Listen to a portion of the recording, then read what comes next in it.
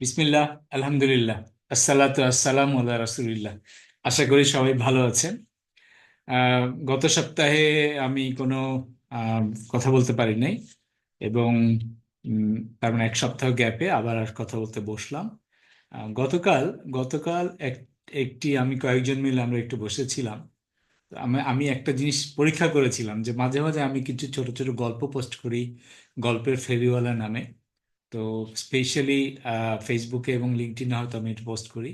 তো আমার একটা ধারণা যে হয়তো আমার গল্পগুলি মানুষের মর্মার্থ বুঝতে পারে। তো আমি আহ, পরে এটা অনুধাবন করলাম, আসলে এই কিছু কিছু বিষয় হচ্ছে কবিতার মতন। কবি হয়তো একরকম ভাবে চিন্তা করে, মানুষ ঠিক আরেকভাবে পারসিভ করে।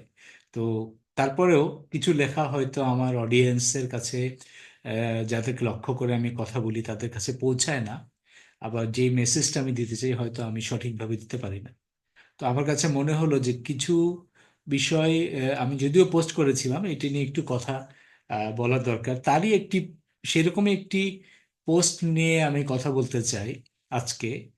আমি একজন ইম্পোস্টার এক্সপার্ট, মানে এটাকে বলি, যদি বলে নকল এক্সপার্ট, বা এটাকে যদি বাংলায় বলতে চাই আসলে নকল এক্সপার্ট, বা যে এক্সপার্টের অভিনয় করে এমন মানুষ তো আমরা দেখি, তাই না? আমরা অনেক সময় দেখি। কিন্তু এই নকল এক্সপার্টদেরকে যদি আমরা চিনতে না পারি, তাদেরকেই যদি আমরা আমাদের জীবনের আইডল বানিয়ে ফেলি, তাহলে আমাদের কি অবস্থা হবে? যে কারণে আমি নিজের দায়িত্বে আমি মনে করছিলাম যে এটা নিয়ে একটু লেখা দরকার। তো এবং এই লেখাগুলি, লেখাটা যেহেতু আবার আমি চেক করে দেখলাম যে অনেকে এটা সঠিক বিষয়টা বুঝতে পারেন নাই। তো আমি শুধু এই পার্সপেক্টিভই থাকি, একজন ইম্পোস্টার বা নকল একজন এক্সপার্টের দ্বারা কি কি ক্ষতি হতে পারে সেটি আজকে আমি হয়তো বলবো না, কিন্তু আমরা কিভাবে চিনতে পারবো যে একজন এক্সপার্ট একজন নকল এক্সপার্ট হতে পারে, এবং তার দ্বারা ক্ষতি হোক কেউই আমরা চাই না। কিন্তু আমরা যেটা চাই যে সকলে যেন ইম্পোস্টার এক্সপার্টদেরকে বুঝতে পারে, যেন চিনতে পারে। হ্যাঁ, যে বিষয়টা চিনতে পারলেই এটা অনেকটা প্রবলেম সলভ হয়ে যায়, আর চিনতে না পারলেই সমস্যা। তো আমরা আমরা আমাদের কিছু দুর্বলতা, আমাদের প্রত্যেকে আমরা অনেক চিন্তায়, চেতনায়, মননে আমরা অনেক সমৃদ্ধ হলেও আমাদের কিছু কিছু দুর্বলতা থেকেই যায়, যেই কারণে আমরাই এই ভুল করে ফেলি। আমি এই কথাটা বলতে চাই। তা আমি লিখেছিলাম যে ইম্পোস্টার এক্সপার্টদের 5টি বৈশিষ্ট্যর কথা লিখেছিলাম। আমি সেই 5টি বৈশিষ্ট্য নিয়েই কথা বলবো। আসলে যদি আমরা চিন্তা করি, আমিও কিন্তু ঠিক এর বাইরে বিষয়টা এরকম না। কোনো কোনো সময় হয়তো আমরা আমাদেরকে বাধ্য হয়ে এমন বিষয় যদি ফোর্স করা হয় যে এমন বিষয়ে কথা বলতে, যে বিষয়ে আমরা জানি না, এখন যদি কথা বলতেই হয়, তখন আমরা হয়তো দু একটা কথা বলে ফেলি, বিষয়টা এরকম। তো যাই হোক, আমি আমার অন্য একটা পার্সপেক্টিভ থেকে এই কথাটা বলি। কোনো এক সময় আমাকেও, আমার মনে আছে প্রায় অ্যাটলিস্ট আজকে থেকে চিন্তা করলে 15-16 বছর আগে আমার আমার আমার ব্যাপারেও একজন একটা কমেন্ট করেছিল। তো আমি সেই কমেন্ট থেকেই আমার বক্তব্যটা শুরু করতে চাই। আসলে আমরা অনেক সময় অনেক অর্গানাইজেশনে, আমরা নতুন অর্গানাইজেশনে যখন জয়েন করি, তখন আমাদের পূর্বের কাজের এক্সপিরিয়েন্সগুলি আমরা আমরা অনেক সময় আহ, সমস্ত প্রকাশ করতে পারি না। তো এইটা আমরা যদি জোহারি উইন্ডোতে দেখি, তাহলে কিছু কিছু বিষয় আছে আমরা জানি, কিন্তু অন্যরা আমাদের ব্যাপারে জানে না। ব্যাপারটি যদি তাই হয়, তাহলেও কিন্তু অনেকে আপনাকে ইম্পোস্টার মনে করতে পারে। বা আমরা আমরা যদি একজনের বিষয়ে না জানি, তাহলে আমরা আরেকজনকে ইম্পোস্টার মনে হতে পারে। যেই কারণে বলছি, আমাকে একজন ইম্পোস্টার, যিনি আমাকে মত দিয়েছিলেন, আমারই কলিগ, আমরা একটা 360 ডিগ্রি ফিডব্যাক নিয়েছিলাম। তো ওইখানে আমি অনেকগুলি কমেন্টের মধ্যে একটি কমেন্ট ছিল যে ইম্পোস্টার। তখন আমি আসলে খুব, আমি আমার বসকে জিজ্ঞাসা করেছিলাম যে আসলে do you think I am an impostor? তা উনি তো আমাকে কনফার্ম করেছিল, no, no, because probably they don't know about ইট।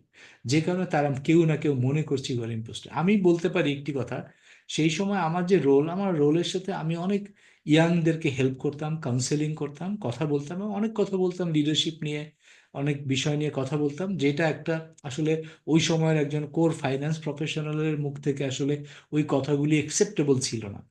আমার ওই গভীর যে বিষয় অনুসন্ধান এবং শিখার জানার ইচ্ছা, যেই কারণে আমি যেগুলি জানতাম আমি তো সেগুলি শেয়ার করতাম। তো তারা মিলাতে পারতো না অনেক সময় যে একজন ফাইন্যান্স প্রফেশনাল কিভাবে একজন আম, ঠিক এইচআর প্রফেশনালের মতো কথা বলে, যেই কারণে এই মতামতটা এসেছিল। ইনশাল্লাহ আমার বস তখন আমাকে রিকনফার্ম করেছিল যে না, আসলে you don't need to think about it, এটা আসলে তোমার এটা নিয়ে কিছু করার প্রয়োজন নাই। ও সব ফিডব্যাক আসে 360 ডিগ্রিতে, এবং অনেক সময় নেগেটিভ ফিডব্যাক আসে। তো আমাদের উচিত হলো এই 360 ডিগ্রি ফিডব্যাকের যে নেগেটিভ ফিডব্যাক আসে আমাদের, সেগুলি নিয়ে অ্যাটলিস্ট আমাদের খুব কাছের কারোর সাথে কথা বলা এবং আমাদের বসের সাথে কথা বলা। তো এই জন্য আমি বলছি যে বিষয়টা এরকম। তো আসলে আসলে ট্রু ইম্পোস্টারকে আসলে নাই, অনেক আমি দেখতে পাই। হ্যাঁ, আমরা ওয়ান সাইজ ফিটস অল বলে আমরা অনেককে দেখি যে তারা একটি বিষয়ে দক্ষ, বা দুটি বিষয়ে দক্ষ, বা তিনটি বিষয়ে দক্ষ, কিন্তু তাদের কাছে যদি আপনি যান, they can provide expert solution for anything. আসলে তখনই এই সমস্যাটা আমাদের তৈরি হয়। আচ্ছা, যেই কথাগুলি বলি প্রথমে, আমি যে 5টি বিষয় নিয়ে কথা বলবো, 1 নাম্বার হচ্ছে, আমি বলছি যে একজন ইম্পোস্টার বেসিক্যালি, আপনি যদি এইভাবে দেখি আমি এরকম, যে তিনি এমন বিষয়ে এক্সপার্ট হয়ে যান যে বিষয়ে তিনি কখনো কাজ করেননি বা কোনো একাডেমিক ব্যাকগ্রাউন্ড তার নেই, তাহলে এটা নর্মালি এই হওয়ার চান্সটা বেশি থাকে। তো যাই হোক, আমি যে প্রথম কথাটা বলতে চাই, দেখবেন একজন ইম্পোস্টার যখন একটা রোল প্লে করে, তখন সেই সেই জগতের সে প্রথমে অনেকগুলো বাজওয়ার্ড এবং জার্গন এগুলি শিখে ফেলে। শিখে কথায় কথায় সেই সব বাজওয়ার্ড আপনি তাদের মুখ থেকে শুনতে পারবেন। যেমন রিসেন্টলি আপনি যদি দেখেন একজন আইটি এক্সপার্ট, সে কথায় কথায় এআই নিয়ে কথা বলবে, ডিপসিক নিয়ে কথা বলবে, চ্যাট জিপিটি নিয়ে কথা বলবে, কিন্তু আসলে দেখবেন যে ট্রুলি তার ওইটার গভীরতর জ্ঞান তার নাই। অনেকে অর্গানাইজেশনে আমরা দেখতে পাই, অর্গানাইজেশনের যদি আপনি বলেন ফান্ডামেন্টাল যে বিষয় একটা অর্গানাইজেশনের, দেখবেন আমরা এটা ইআরপি বলি, অনেকে দেখবেন ইআরপি নিয়ে কথা বলবে কিন্তু ইআরপি ডিপ নলেজ তার নেই। অনেকে এটা দায়িত্ব নিয়ে বসে যাবে কিন্তু তার এটার কোনো ডিপ নলেজ তার ভিতরে নাই। এবং অনেক অনেক বিষয় হতে পারে। তাহলে প্রথম বিষয় হচ্ছে, এই উনারা সবসময় কথায় কথায় কি করবেন, এই ইম্পোস্টাররা একটু বাজওয়ার্ড বলবেন।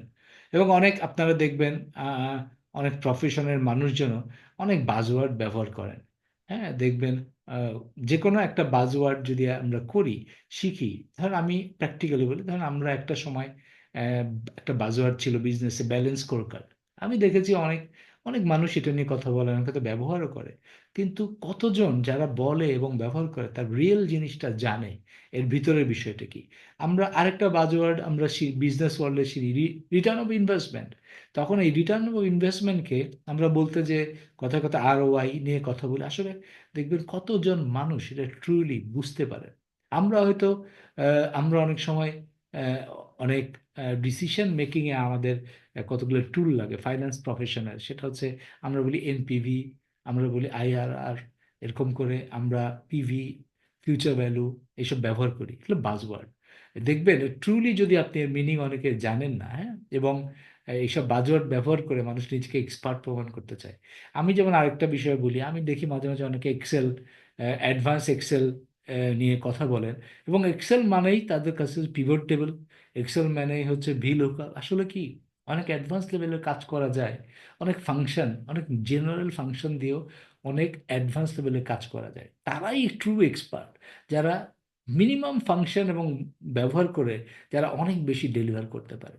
তো যাই হোক, যেই পয়েন্টটা এখানে কথা বললাম সেটা হচ্ছে যে এরকম কথা লেখা। এবং দ্বিতীয় বিষয়টা যেটা বলতে যে অতিরঞ্জিত, মানে অতিরঞ্জিত পরিচয়পত্র বা যোগ্যতা। আমি একজন মানুষের দেখা পেয়েছিলাম, তিনি আমাকে বলেছিলেন তার 14টা পাসপোর্ট এক্সপায়ার করেছে, মানে 14টা পাসপোর্ট, তিনি এত বেশি বিদেশ ট্রাভেল করেছেন যে তার 14টা পাসপোর্ট নাকি অলরেডি ইউজ হয়ে গিয়েছে তার এতদিন পর্যন্ত। তা আমার প্রশ্ন এটা না, আসলে কি আমি কতগুলি দেশ ভ্রমণ করলাম এইটা বিষয়, নাকি আমি কত বিভিন্ন দেশ ভ্রমণ থেকে আমি কি নলেজ নিয়ে আসলাম, কি এক্সপিরিয়েন্স নিয়ে নিয়ে আসলাম, এইটা তার জন্য ইম্পর্টেন্ট। আবার একজন আমি আমি অনেক রকম অতিরঞ্জিত যোগ্যতার বা পরিচয়পত্রের কথা শুনি, যে ধরেন বিখ্যাত ব্যক্তির নামে পরিচয় দিয়ে বলছে হ্যাঁ আমি ওনার সাথে কাজ করেছি, আমি ওনার সাথে কাজ করেছি, আমি সিওর সাথে কাজ করেছি। ধরেন একজন আইটি এক্সিকিউটিভ, বা ধরেন একটা আইটির একজন ম্যানেজার বা আইটি ম্যানেজার, সে কিন্তু সিওর সাথে কাজ করবে, এটাই স্বাভাবিক। কিন্তু সিওর সেই সিওর সাথে বা এমডির সাথে কাজ করাই কি তাকে একজন এমডি বানিয়ে দিবে? কখনোই না, কখনোই না। এই এই যে এরকম অতিরঞ্জিত বিষয় দেখবেন আপনারা সবসময় এই এই এই ধরনের মানুষরা ব্যবহার করে। আমি এরকমও অনেক শুনেছি যে এর এক্সাম্পল দেয় যে আরেকজন, জানেন উনি একজন খুব বড় বিখ্যাত ব্যক্তি, উনি রোলেক্স ঘড়ি পরেন, এরকম একজন ব্যক্তি।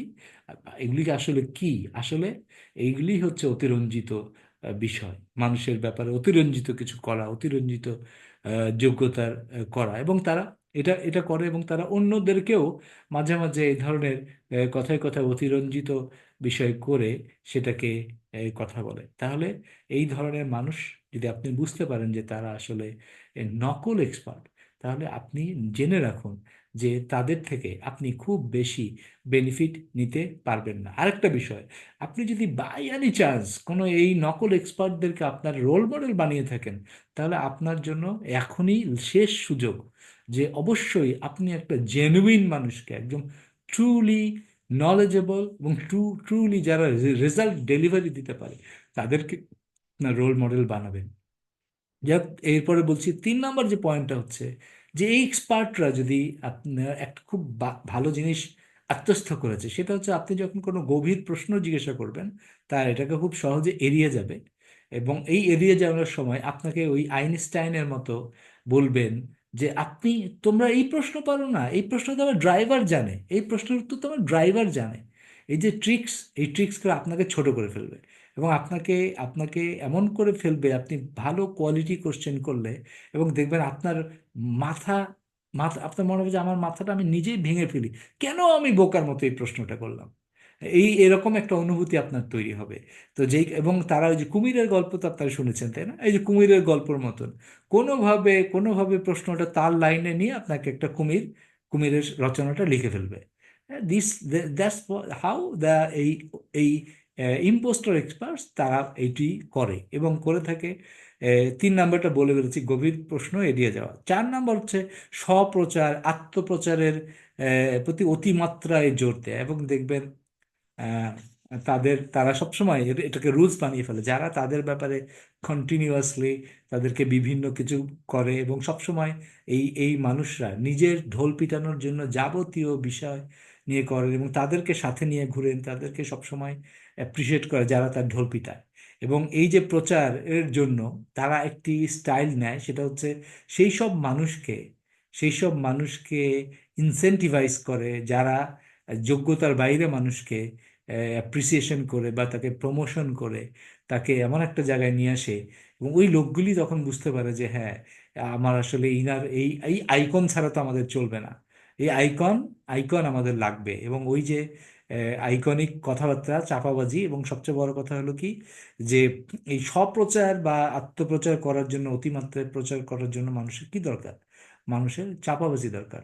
এবং এই চাপাবাজি করাতে তারা অত্যন্ত এক্সপার্ট হয়ে থাকে নর্মালি, এবং তারা সবসময় এই নিজের ঢোল পাঠায়, ঢোল পেটায়, এবং যখনই তার আশেপাশে কেউ গুরুত্বপূর্ণ কোনো কথা বলতে শুরু করে, কোনো ইন্টেলিজেন্ট কমেন্ট করা শুরু করে, তখনই তাদেরকে থামিয়ে দেওয়া হয়, যেন তার আশেপাশে আর কোনো বাতি না জ্বলে, মানে আর কোনো স্টার তৈরি না হয়। এটা হচ্ছে তারা এই পাঁচ এই এই চার, এটা কত নম্বর বললাম, এটা 4 নম্বর। এবং ফাইনালি যে 5 নম্বর বিষয়টা তারা করে, সেটা হচ্ছে তারা যখনই কোনো এক্সাম্পল দেয়, তারা আসলে বাস্তব জগতের এক্সাম্পল তারা খুব দিতে পারে না। তারা ডে টু ডে একটা প্রবলেম সলিউশনের করার জন্য যে একটি বাস্তব ভিত্তিক একটি সলিউশন আপনি তাদের কাছে পাবেন না। আবারও যদি আপনি সত্যি কথা যদি বলি, এরা হচ্ছে ডিমিনিশার টাইপের। ডিমিনিশার মানে আপনি অনেক আগ্রহ নিয়ে আপনি একটা বেলুনের মতো ফুলে তার কাছে আগ্রহ নিয়ে যাবেন, আসলে এটা কিন্তু একটি অবস্থান। অনেক মানুষজন এক্সাইটেড হয়ে যায় কোনো একটা নতুন আইডিয়া নিয়ে, তখন সে বেলুনের মতো ফুলবে, এটা কোনো অন্যায় না। কিন্তু আপনি তার কাছে যাবেন, সে একটা সুই দিয়ে ফুটো করে দিবে, দিয়ে আপনাকে জিরো বানিয়ে দেবে। এই যে এটা হচ্ছে তার 5 নম্বর বৈশিষ্ট্য। এই বাস্তব জগতের প্রমাণের অভাব, এবং তাকে যদি ট্রুলি জিজ্ঞাসা করেন যে আচ্ছা আপনি লিখে লিখে লিখে লিখে আমাকে বলেন তো, দেখবেন তার তার দুইটা জিনিস তিনটা জিনিস আপনি খুঁজে পাবেন না কখনো। প্রথম, খুঁজে পাবেন না তার সিভি, একটা অ্যাচিভমেন্ট ওরিয়েন্টেড সিভি তার পাবেন না। তার যদি লিঙ্কডইন প্রোফাইল বা আপনার যদি কোনো প্রোফাইলে আপনি যান, তার কোনো অ্যাচিভমেন্টের কোনো খোঁজ খবরই ওখানে পাবেন না।